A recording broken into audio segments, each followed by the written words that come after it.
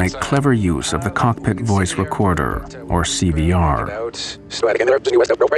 You want 40 flaps? Yeah, I thought I called it. One of the key elements that the CVR team was listening for was the setting of the spoiler handle. We saw on the flight data recorder that the ground spoilers didn't deploy. We wanted to know if the handle had been actually armed or not, and we were looking for a specific click sound. We couldn't find that sound on the accident CVR, which led us to believe that the handle was never in the armed position at touchdown.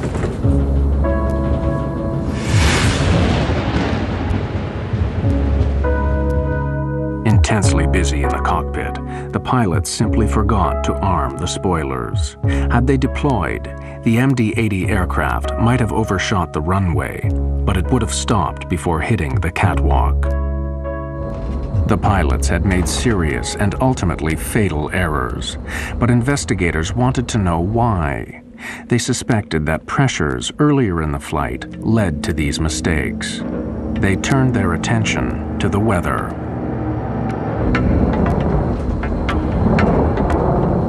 It was clear to us that severe weather had been in the area around the time of the accident.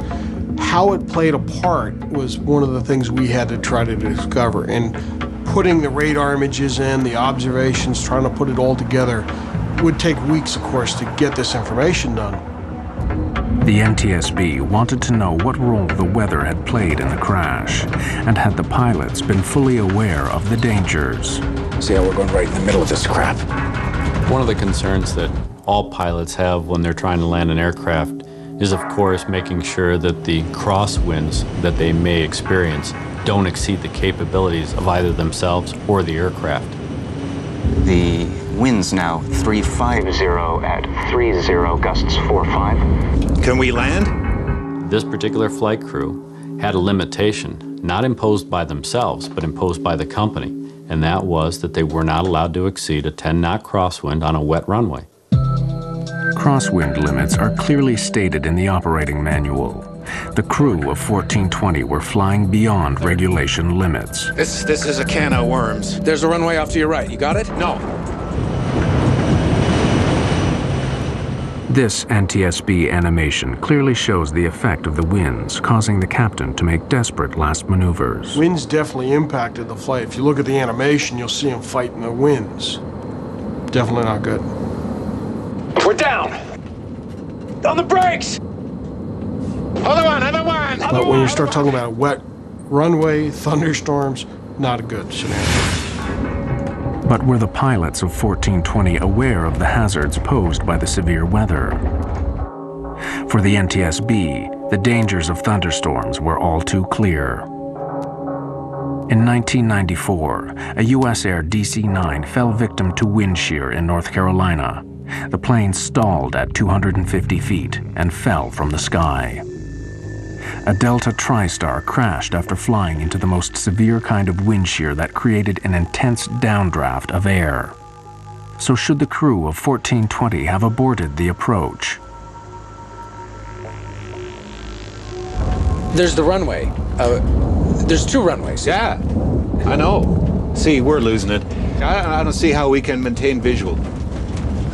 This NTSB weather animation overlays the path of the aircraft with ground radar images of the storm. Bushman and Orogel landed in lightning, torrential rain and hail, and 50-mile-an-hour winds. Based on the information that we had from ground-based weather radar, the flight crew of 1420 should have been seeing the majority of that storm.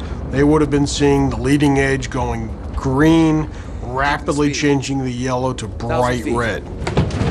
I can't see anything. Looking for 460. As they progressed towards Little Rock, they started to paint the bad weather not only on their onboard radar, but they could see out the window lightning. And one of the key statements that this captain made, which basically summarized the entire flight, was the captain saying, I hate droning around visual at night in weather without having any clue where we are. I hate droning around at night when I don't know where I am. That was such a key statement. It was at that point by an experienced 10,000-hour captain that he should have abandoned the approach going into Little Rock and either gone to his alternate or made his way back to Dallas. But to make a statement like that and then continue an approach to an airport where you have a thunderstorm in progress over the airport is a recipe for disaster. But the pilots were not the only ones to be heavily criticized. As the investigation continued, American Airlines flight policy would come under fire. An industry-wide scandal was about to be exposed.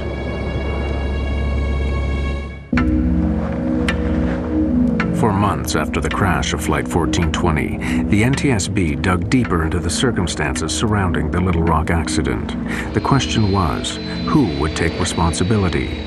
American Airlines was reluctant to admit that their pilots had knowingly flown into a severe thunderstorm. Initially, they tried to pin the blame on the controller at Little Rock. Americans started legal action against the authorities responsible for airport controllers. Americans' lawyers claimed that the crew of Flight 1420 had not been given all the current weather information. American 1420, your equipment's a lot better than what I have. How's that final for 22 left looking? But after interviewing the controller at Little Rock, investigators were unconvinced.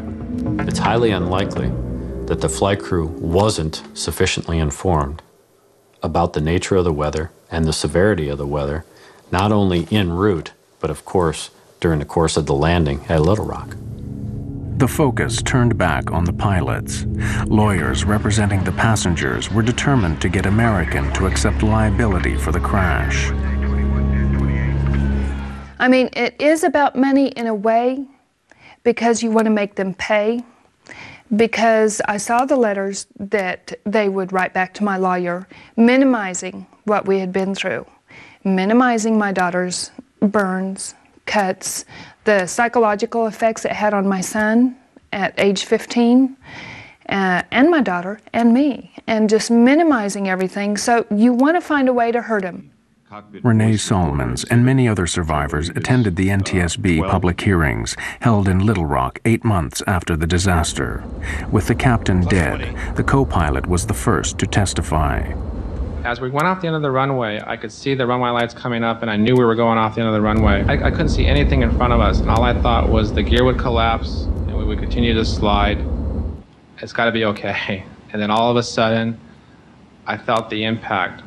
I followed it as close as I could. You bet. I mean, I wanted to know what happened. I went to all of the NTSB hearings. I was outraged. I was mad.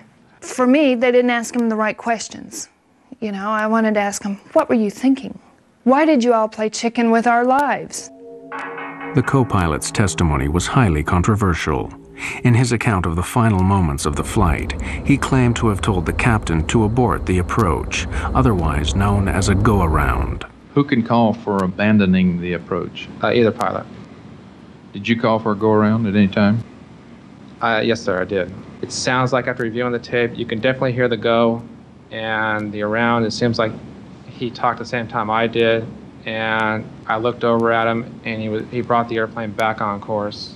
However, when NTSB specialists studied the cockpit voice tapes, they couldn't hear this statement. Damn, we're off course. No, I can't see it. Way off. Even though he stood by that statement, we could never validate it. That led to a controversial finding because we weren't really sure if that took place or not. The NTSB asked tough questions of the co-pilot, but was American Airlines training also at fault?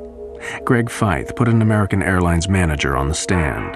What were the company rules for pilots flying near thunderstorms? When asked the question, he basically responded that he just didn't want his pilots flying into that type of weather. Our pilots are forbidden to enter or depart a terminal area blanketed by thunderstorms. To the NTSB, this policy simply wasn't clear-cut enough. Well, that's a very subjective call for a pilot. Pilots need boundaries. You have to set limits. If there's convective activity, that is thunderstorm activity, it's within 5 nautical miles of the airport. There's lightning, there's wind shear. Don't go there.